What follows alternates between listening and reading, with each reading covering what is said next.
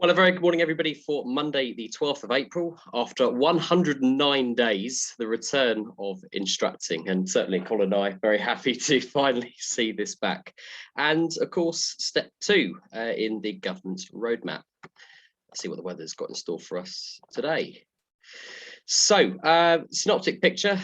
For those of you that have certainly been living sort of east or to the south of Lasham today, probably have seemed a little bit wintry, a bit more like January or February. I certainly thought the time had been turned back. What have we got? Well, cold fronts just over the sort of the West Country at the moment, which is sliding down towards the southwest with high pressure out in the Bay of Biscay, bringing in still very cold northerly winds for this time of year. Over the next couple of days, that high starts to establish a little bit more, and we just see some weak warm fronts. So nothing sort of epic or for soaring tomorrow, but certainly a settled picture and good weather for the start of training with lots of light winds. Freezing level hasn't really changed though. You can see the front here, which is moving steadily southwards. And as it straddles the country, fairly poor visibility as that front goes through, but behind it, sort of 35-kilometre visibility with freezing level of a dizzy height of 2,000 feet, generally at max. The winds, westerly. We've at least lost that direct northerly that we had yesterday. It did snow, of course, yesterday too, but northwesterly 290 to 330, so northwesterly sort of 5 to 10 knots, nothing much more than that.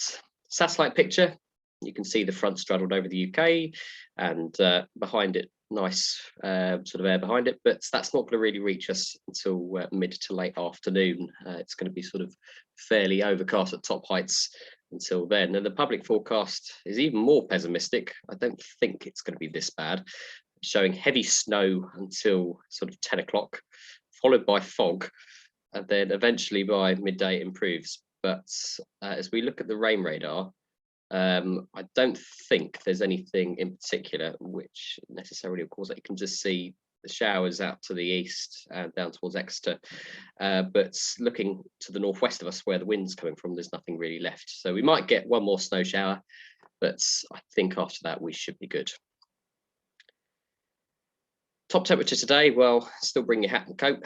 It's 7 degrees, but it feels like more like 2 or 3, and dew points sort of just into the minus numbers there. Currently at Lasham, that's the picture outside. You can see the snow shower that's cleared off to the southeast, a little bit of blue sky to the south, and we'll be shortly setting up. Current Odium weather, northeast wind from 30 minutes ago, that will come around, temperature of a balmy 1 degree, cloud base not much higher than 2,300 feet. And the TAF is showing that where we do get those snow showers, visibility will be quite poor with low cloud, but risk of showers for most of the day, cloud base around 2,200 feet. Now, this is where sort of reality sort of detaches. Top Meteo really does not understand cold weather and Arctic air mass. If we look at this, you're sort of thinking, oh, look at that, I could do a 300 or 400k today. But look at where it is sort of predicting. If we look, bearing in mind we've seen the Met Office forecast, it's sort of showing that there's no shower activity near us around now or in an hour's time. Potentially, if we do get some sunlight on the ground in the afternoon, we'll probably see cloud base of sort of 3,500 feet maybe. With probably quite a lot of big Q still, but this is still showing up in, if you're watching this from other clubs, up near Birmingham and Cambridgeshire, cloud base maybe 5,500 to 6,000 feet. And if we look at Scotland, not that anybody watches this up there, but sort of 8,000 to 9,000 foot cloud base, be really intrigued to see if that works. I think that's positively rare for Scotland, and bizarre really. So yes, it probably will get soarable here, but do not take any of these models as gospel, because at the moment we just seem to have had a real bad run of data, and I'm really hoping as we get back to sort of more Atlantic weather, we might see an improvement. Certainly if anybody from any of the forecasting companies has got anything to say, then that'd be really useful to know. So NOTAMs, Solent, there's a new NOTAM for their operating hours. Pretty much on a Monday, it's all day, 8 till 6:15 for us.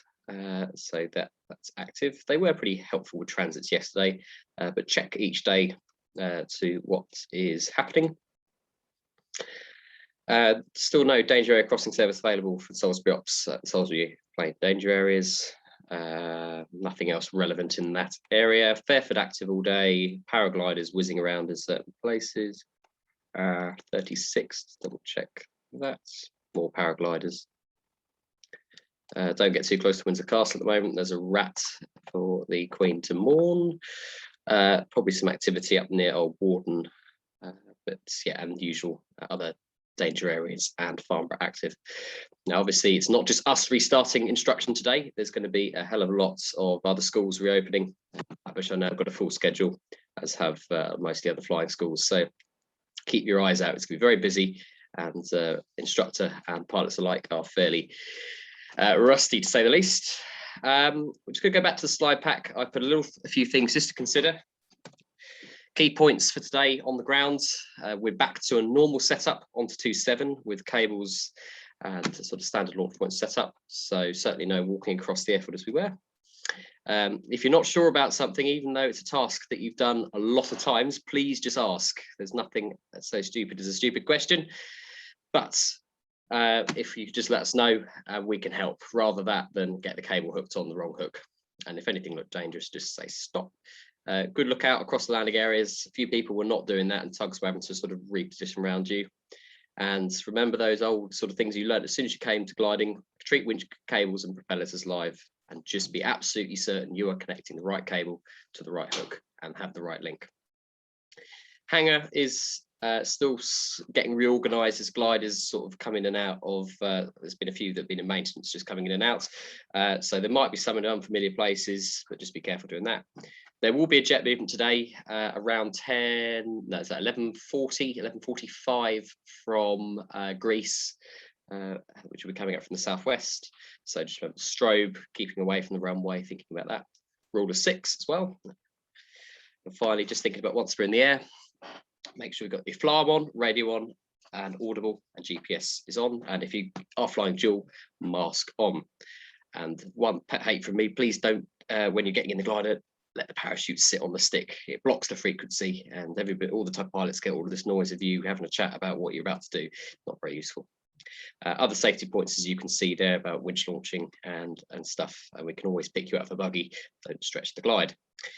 Finally, clean and sanitize the club gliders after use, so they're as left as you'd want to find them. Occasionally I get people saying, why are the gliders so dirty? Well, really that is down to the fact that if people put them away dirty, they're going to come out dirty. So just as they come out and they get flown, put them away in the state that you want to fly them. So that's enough of me preaching on the Sermon of the Mount. But yeah, runway 27 today.